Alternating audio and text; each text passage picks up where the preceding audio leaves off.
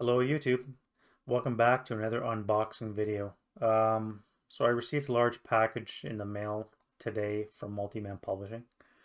Um, I had a copy of For King and Country, The Brits. I had a copy of the pocket rule books, all three of them, the rule book, the charts, as well as Chapter H. And I've also picked myself up a copy of Croix de Guerre, the French, including the Vichy and the Free French, for all your ASL fun.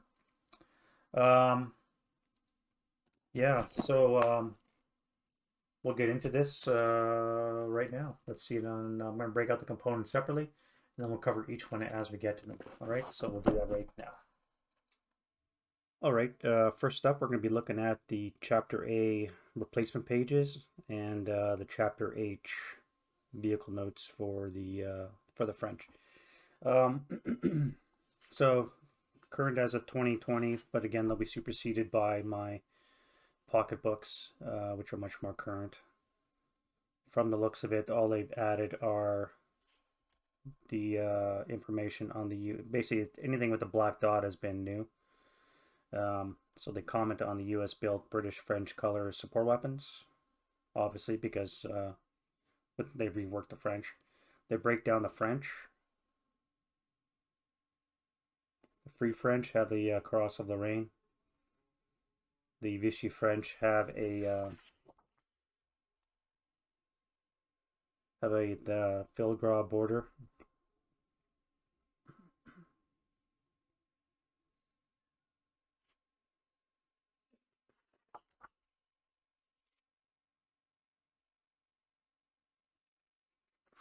I guess the other pages are just changed with the page numbers. And of course they had to add footnotes for the French here.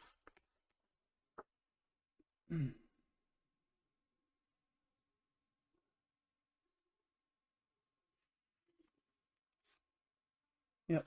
Okay, cool. So that's the Chapter A replacement pages. Again, they'll go in a file folder and never see the light of day. This here is a national capabilities chart. Obviously, to reflecting the new French counters right here.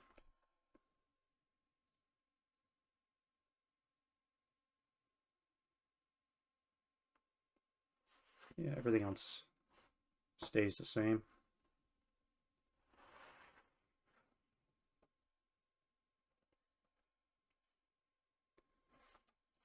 And then near the bottom we have some more Chapter A notes on control. Molotov cocktails, fire lanes, and the OBA firepower equivalency chart. 400 millimeter. I think there's a Japanese scenario that has 450 OBA, or is that a campaign? I think it's Manila maybe. But just imagine that 450 millimeter come down on your head. Flip side, we have a off-board artillery flow chart. Very handy. Can still be confusing sometimes for me for using OBA, especially when it comes to known units and second chit draws and that kind of thing.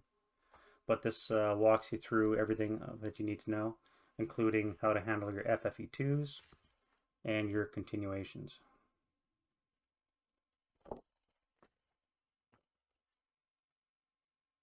Next up, we got the French vehicle notes. Like most Chapter H ones, they're broken up into two sections. The first one is vehicles. The second part of it is the ordnance, guns, and such. And at the back, we'll have OBA charts for the Vichy and the Free French.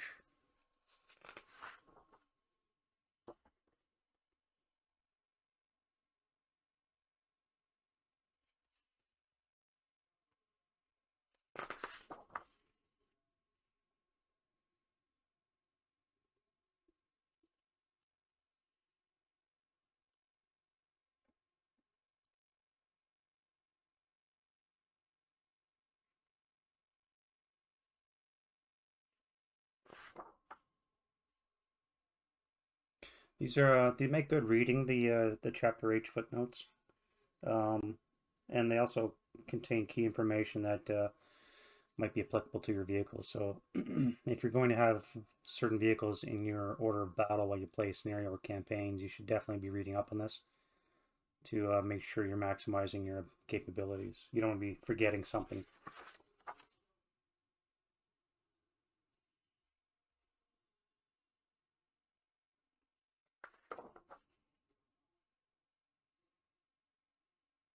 Then, of course, I have a whole section on Lend-Lease vehicles.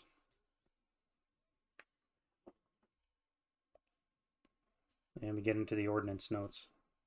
So this here is the credit list of everybody involved in it. That's quite the lengthy list of people. Good game, all of you. Thanks for all this hard work for putting this together.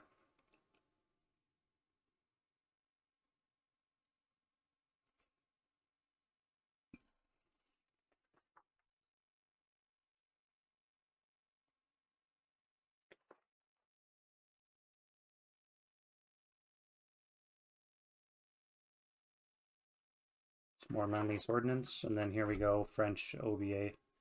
You have the Vichy French and the Free French, so they're separate. And the rarity charts, which I've never looked at or used. But I guess if you're designing scenarios, this is where these would come in handy.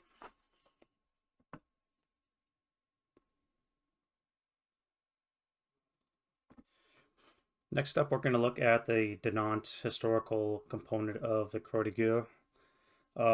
This deals with actions in the Blitzkrieg May 40. German assault on the Meuse River, the town of Dinant, or city, I guess. So if you've never played a campaign game before, they all look very similar. They're all basically mirrors of Red Barricade's original, the first historical ASL module. And they all follow the same format. So you'll have your scenario special rules at the beginning. Then you'll have segments on terrain that are specific to the map boards that you're using. Then you'll have the actual campaign game itself and the exhaustive refit phase that you have to go through. So they have Rommel in this one. Apparently he led the German forces at this point.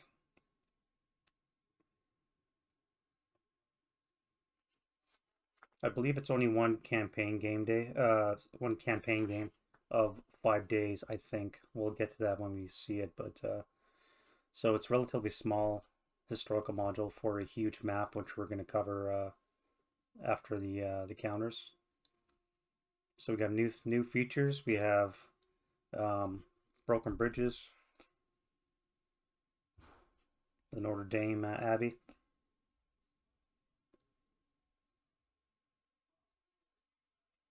greenhouses. So greenhouses basically, given the glass nature of them, you're going to have, what do they call it there? The airburst effect modifier -1. So don't have troops in there.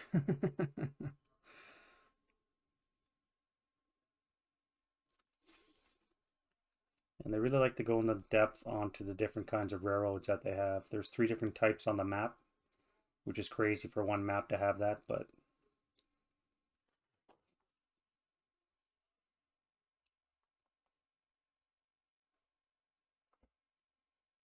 and of course now railroads as well. You can see right through the village. Interesting. Tennis courts. Where would a map be without tennis courts? And then they have a lengthy section on river assaults. Apparently, this goes into maybe more depth than what's available in the Chapter E river crossing rules.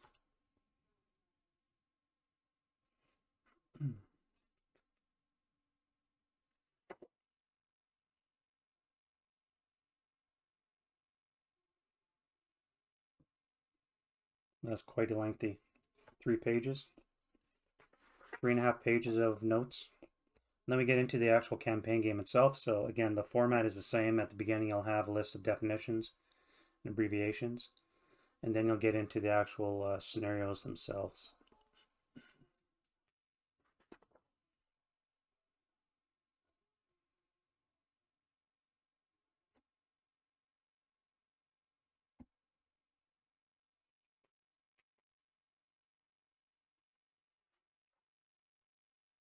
And then we have the one campaign game.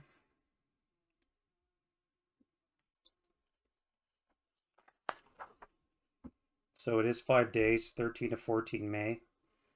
So it's a 2-day campaign, but there's 5 scenarios that you play throughout the course of the 2 days.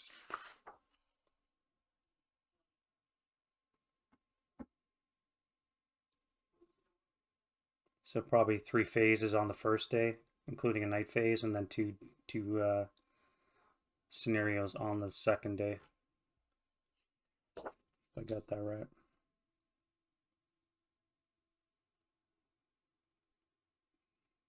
Yep, nice little scenario. Big map for the 5 days, so it's, could be interesting. And again, to the campaign game format, we go into the refit phase, and there's a lengthy set of steps that have to be followed sequentially.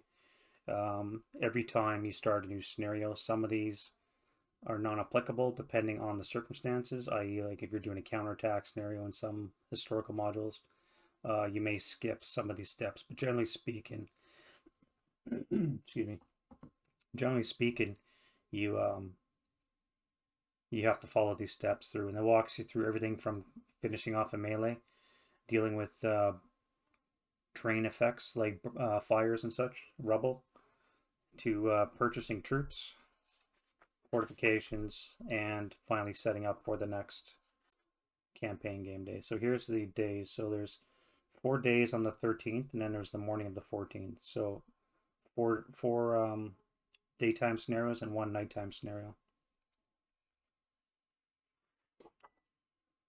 And every historical campaign game has these reinforcement group charts where you purchase your forces based on the amount of CPP that you generate.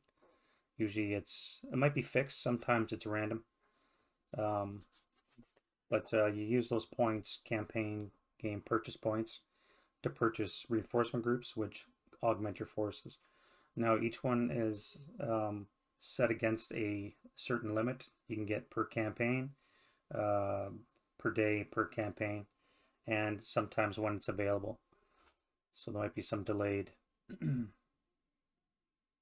Doesn't look like anything's delayed on the German side, but on the French side, there's some forces that are only available at night or in the evening.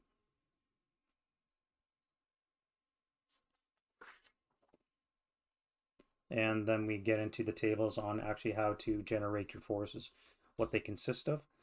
So you buy a platoon, for example, and then you roll on these tables to figure out the composition. Weapons, how many troops, what quality of troops sometimes is a factor.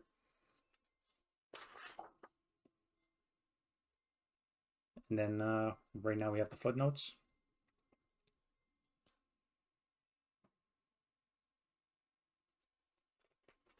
Good explanation of some of the decisions that they made.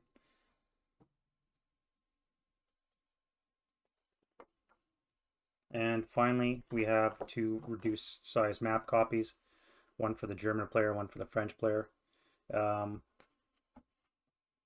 Likely to be photocopied just so you can mark them up, show your lines between scenarios, which you require for planning purposes, etc. So best practice is to photocopy these, or else laminate them, use a Stadler, and then you can erase them when you're done.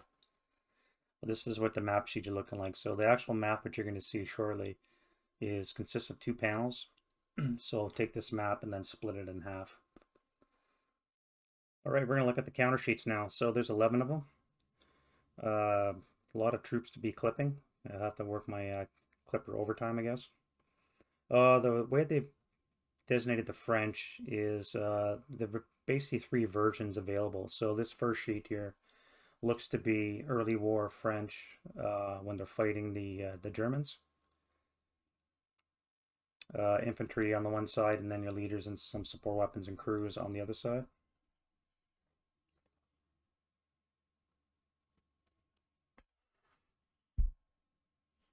So this is a continuation of that. A lot of French, some more 4.57s. So it looks like there's two sets of 4.57s.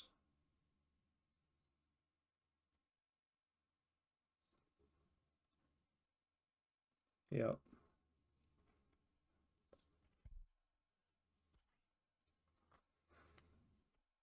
So again, we have more troops. First line, green squads. There's no second line. And we have leaders, and then we have some more support weapons and acquisition counters. And then once once France capitulated, they have the two sides. You have the Free French and the Vichy French. The Vichy French were, I think, almost immediately in 1940 available to be used. The Free French, I don't think, started until 1942 with actions in Africa as they were coming in. And of course, they do have actions in the Pacific Theater as well. So this is the Vichy French. Again, you got the German field Gras. Apparently there's going to be supply shortage problems based on number of counters that are available. And then we have the Free French. Again, you can see the Cross of Lorraine in the corner. That denotes that, separates them from the early war French. So there's basically three sets of French units that you can go through.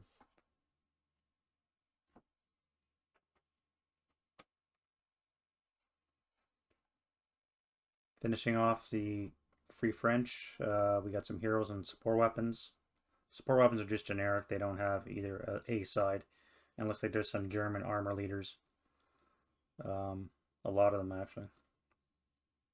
Pulley lines, something new with the campaign game for the Dinant game. Setting those up to help transit the river. And then we start having artillery and, ordnance and Lend-Lease vehicles. More Germans to clip. Help me replace my my JDAM clip ones that was pointed out to me.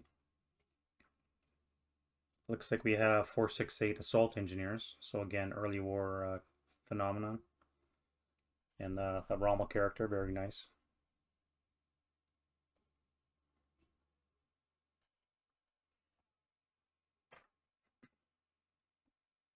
French vehicles, it looks like they were just standardized. There's none. These might be early war based on the size of them. And of course, you have these big behemoths, these monsters.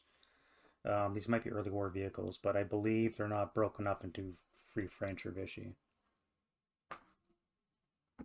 So we had a combination of German ordnance and French ordnance, as well as vehicles for the Dinant game. Okay, so these are early war as well.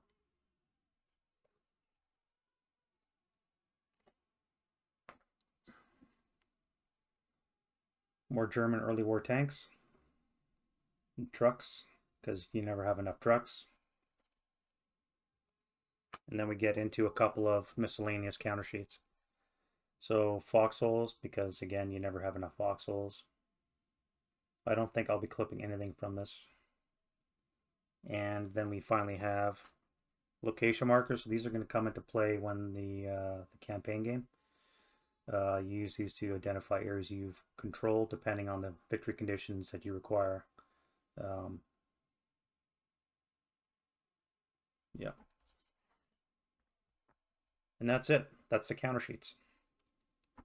All right, Strangers in a Strange Lands, 2 half-boards, small troops, May 1940. Looks like a very doable scenario. Not a lot. All the French MMC have their broken side morale level increased by 1. Let's see, feisty little buggers. End of the 9th.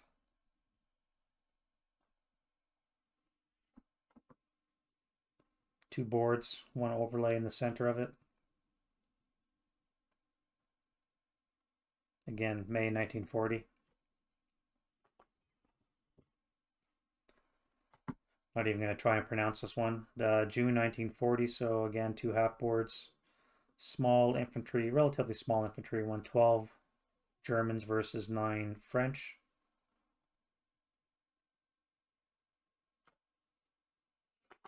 Couple of tanks. The counter at Cornouailles, June 1940. This one looks to be a big one. Relatively, 9 turns, and it's got a lot of troops. Tanks. Does not have any OBA, however, so I guess there's that.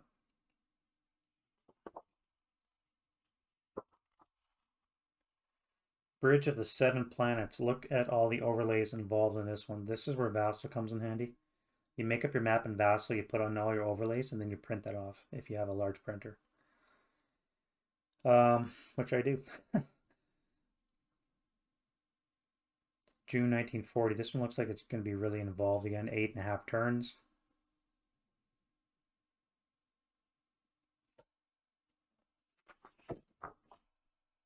Play ball, November 42.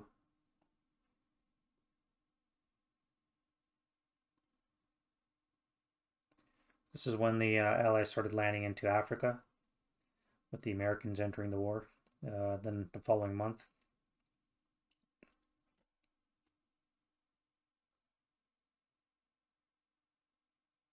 Americans versus Vichy. Cool. Fratricidal fighting. French versus the French. French versus Vichy. Interesting. This is in Syria. Those are desert boards, so I'm not going to be playing this one. I believe they're desert boards.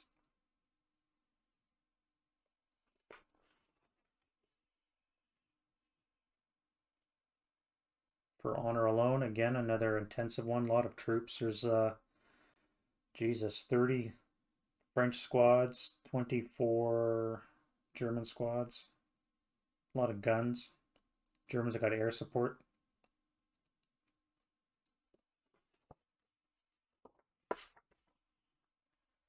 From the Storm, here we have 2 half boards. This is May 1940, so the Blitzkrieg is in full effect. 12 French troops versus 8 German troops. Oh, French are on the counterattacking on this one. Very nice.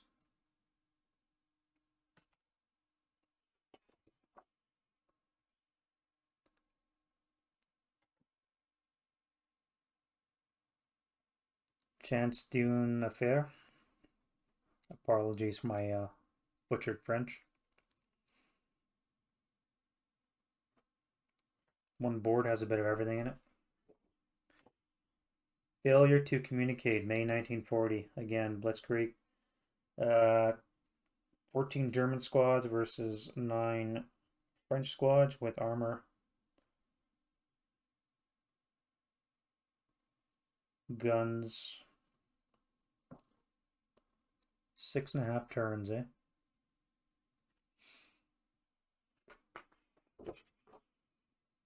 Counterstroke at Stone. 1940. See, they have the Superior Großdeutschland Regiment. 468 versus 2457s. Wow.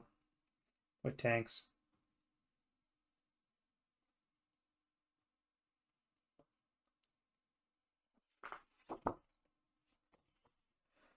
Last defense line, again, 2 half boards, small infantry unit, 9.5 turns, but it looks like there's a lot of stuff that comes on near the end of those circled numbers. OBA as well. 1, 2, 3, 4.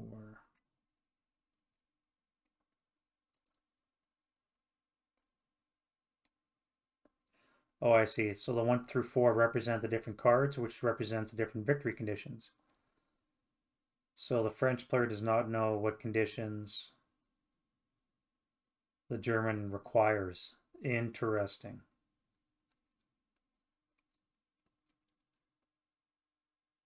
Or when the game ends, I guess. So card 1, you amass more than 12 or more casualty victory points by game end. Game lasts 8 turns. Or you could control 3 or more of the following buildings at game end and last 9 turns. Or you can exit 12 VP off the west edge, 9.5 turns. Interesting. This is a very variable one. You don't know what you're getting when you're a defender. I guess all you can do is sit back and try and blast some Germans. In Rommel's wake, so again, early war, 1940. A bit of everything. Oh, again, variable setup.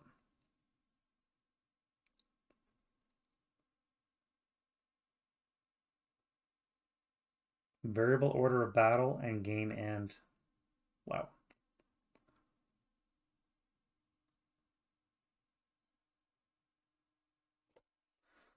That's a very cool way that they've done this, using cards to determine the variable setups and order of battles and game length. Very interesting. Sudden death, Norway, 1940.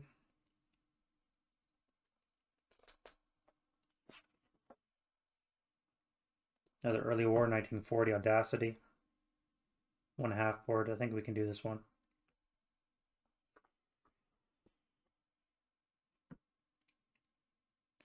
May 1940, fighting up in Norway. Elite 458s versus Elite 468s. Although the Germans are outnumbered.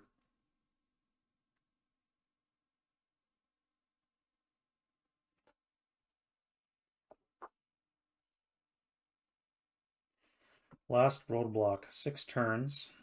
Well, that's a lot of different formations. 2 half boards. Germans have to amass 25 or more casualty victory points, or control as many level 3 or 4 hexes as the Allies.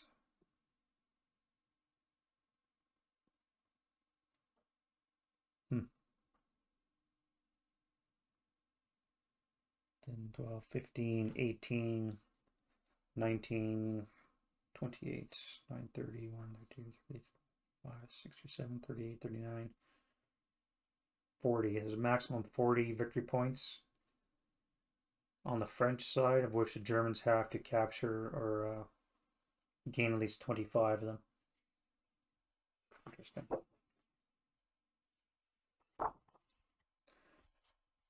Triumph atop that name.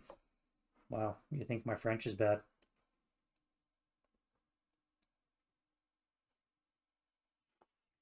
A lot of early war French versus German scenarios. I think over half of these are going to be just like that. This is a huge one. 3 boards. Look at all the troops and vehicles, guns, OBA. 12 turns. Wow.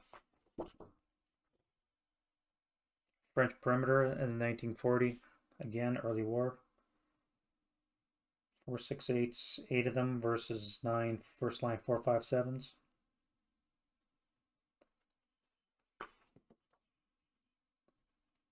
Chateau de Quesnoy. Quesnoy.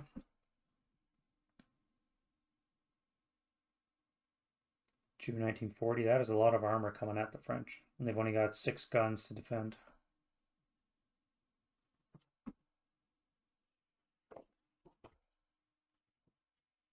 Here we go. Japanese versus French.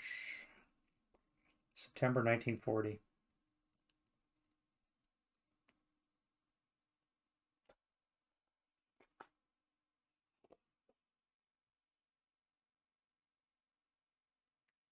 And here's another one. Again, Vichy French versus Japanese. So this one was Vichy French versus Japanese as of this one. Oh, okay.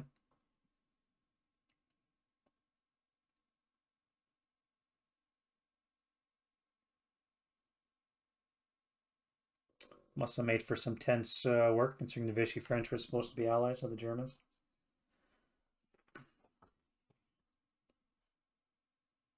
Royal Thai Army versus the Vichy French. Board and a half. Interesting.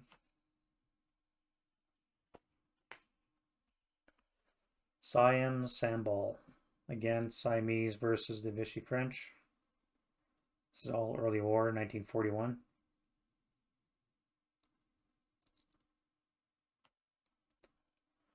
A lot of units in this one. You have 15, 18 Vichy French to 7 Siamese. No, 13 Siamese. Plus you have vehicles, OBA.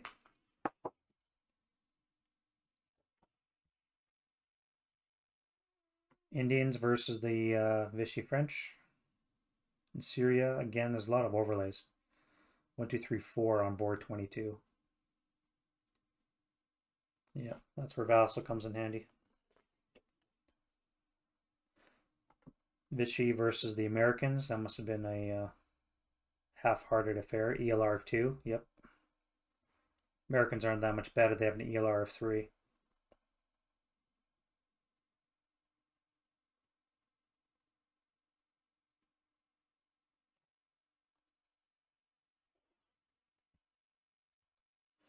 The first day of Diadem. May 44. So now we're looking back at the Italian and European theater. Free French versus the German moves.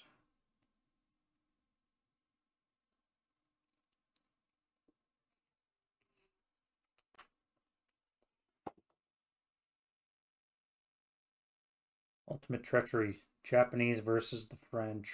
French into China.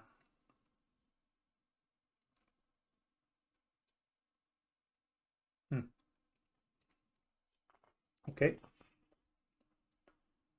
Chabrez, Belgium. So this is Belgians versus Germans.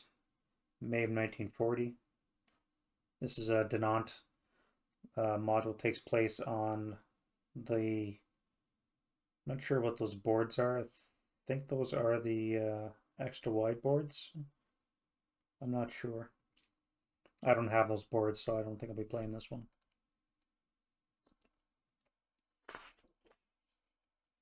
Here we start to use the Dinant historical map. So this one page alone is the Belgians and the French, and then we have the Germans up on the right.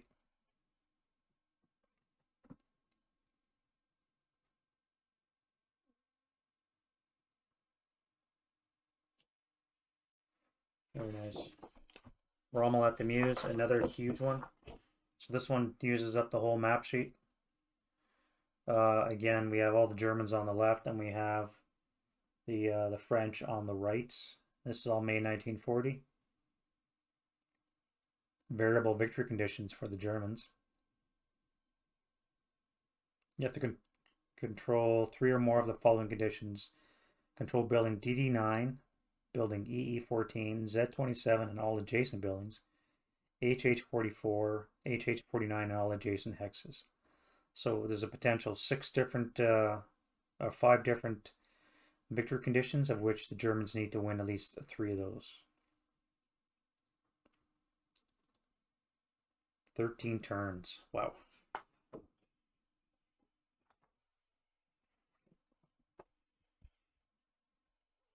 Chateau de Meuse.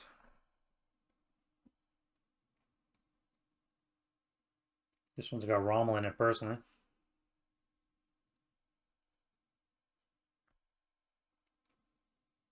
Again, takes on a small little corner of the Nantes map.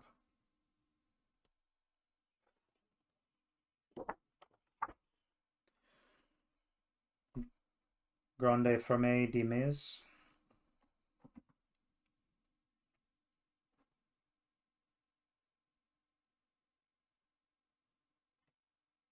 Half a map sheet. Requires 2 cards to show up all the complete order of battle. 10 turns. Wow, that's a big one.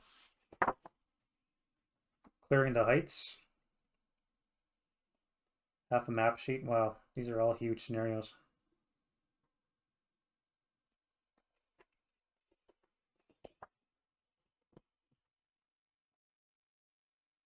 Thermidor After Dark.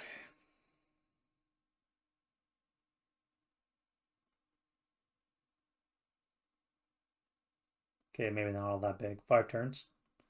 That's doable. Small little section of the map.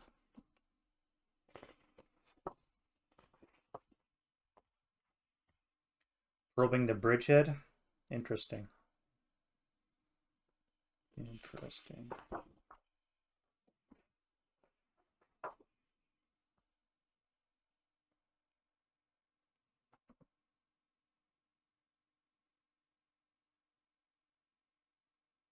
Hmm. That's funny. French cavalry. Never done scenarios with cavalry before, so that'll be interesting. Again, uses the whole map sheet last 10 turns. May of 1940. And then we have the road to Onhay. Again on the Dinant map sheet. Plenty of forces.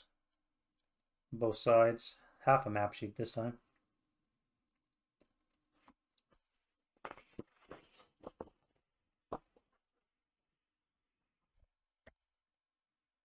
And then we're into finale Onhay. Another two-parter. We're on to the finale Onhay. Wow, look at all these troops. 8 turns, 6 map boards, so it doesn't use the map sheet. But it happens around the same time, so whatever reason they decide to use the boards and not the map sheet itself.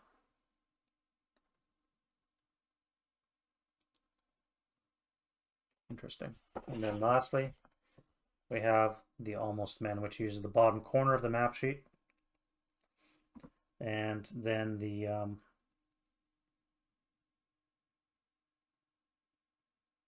oh, this is in 44. Oh, I see. I was about to say, why are there American Air Service Corps there? But yeah, so Americans and British set up, and you have Germans as well. Attacking with what? Panthers? Jagdpanther? Flamethrower tanks? All kinds of goodness coming at it. Late war, the Germans got, or sorry, the Americans and Brits have the upgunned Shermans. 76 double long. That should be interesting. Yeah, so that's scenarios. All right, so we have the map boards. Only 2 of them come with the game, 42 and 43. The other one is the Dinant one, which we'll look at with a separate flyover. It's too big to fit on my under my camera here, obviously, so we're gonna have to do that separately. So this first board, board 42, again, is a mixture of terrain. Lots of grain walls, woods, and scrub and brush, orchards. It's got a bit of everything. I think the only thing missing is bridges, and it's got hills. Again, very dense terrain, not much in the way of fields of fire. A lot of good approaches if you were to attack any of these positions here.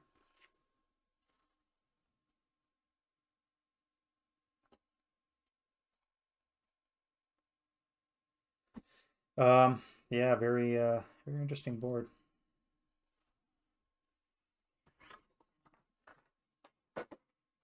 And finally, we got board 43, which is lots of grain, um, yellows and greens. Not much in the way of color in this one. It's kind of makes my eyes hurt actually when you look at it. Lots of scrub and brush, grain, obviously, and a small little hamlet in the center of the map board. So that's board number 43. All right, next up, let's do a flyover of the Dinant historical map. All right, guys, so here's the video of the 2 map sheets of the Dinant historical map, part of the Croix de Guerre.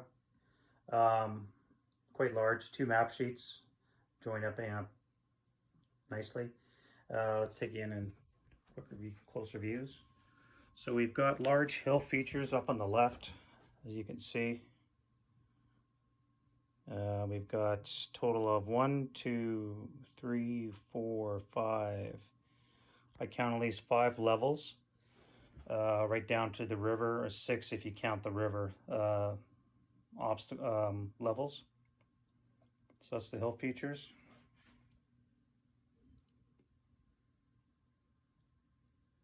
And then over on the right side we have the Meuse River, as well as the town, Dinant, as well, nicely put up along both sides of the river. Apologies for the shadow.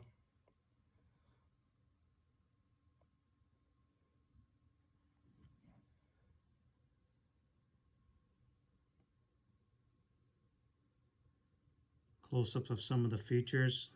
Nice railroad coming through the village there.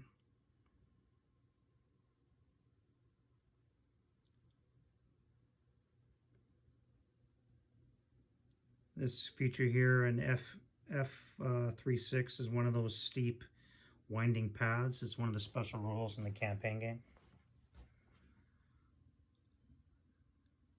You have the Abbey Notre Dame.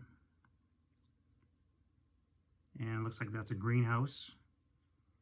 So don't put your troops in there when the OBA is in effect, or mortars, because you get some -1 for airburst effect.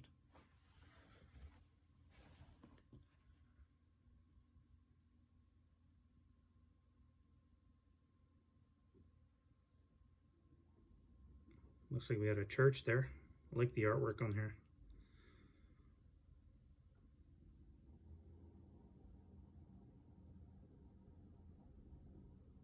And then finally, we got some more hills on the right bank of the river.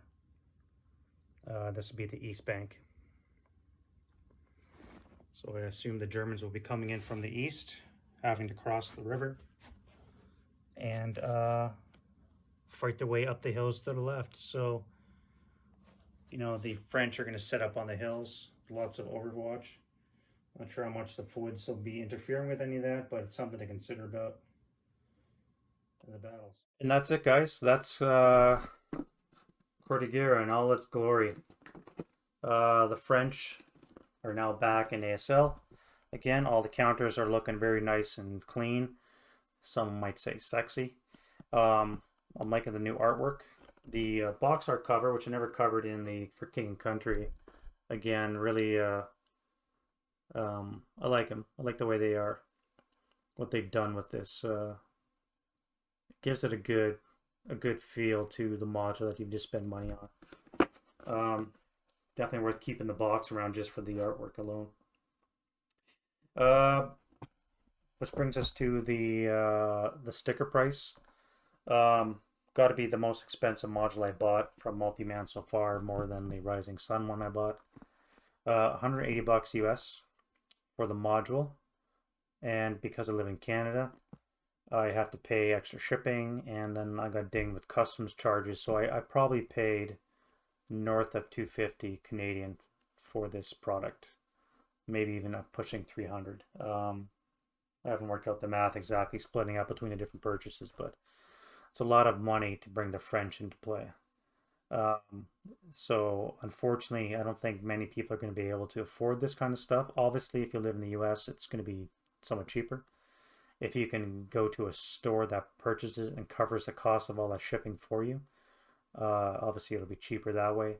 But as a last resort, if you have to go to Multi-Man Publishing, just be aware you're going to be paying a lot of money to get the French added to it. But that's Croix de Guerre. So that's it for this unboxing. Let me know what you guys think in the comments, how much use the French are going to get out of you. Yeah, and I'll see you guys in the next video. See you, YouTube.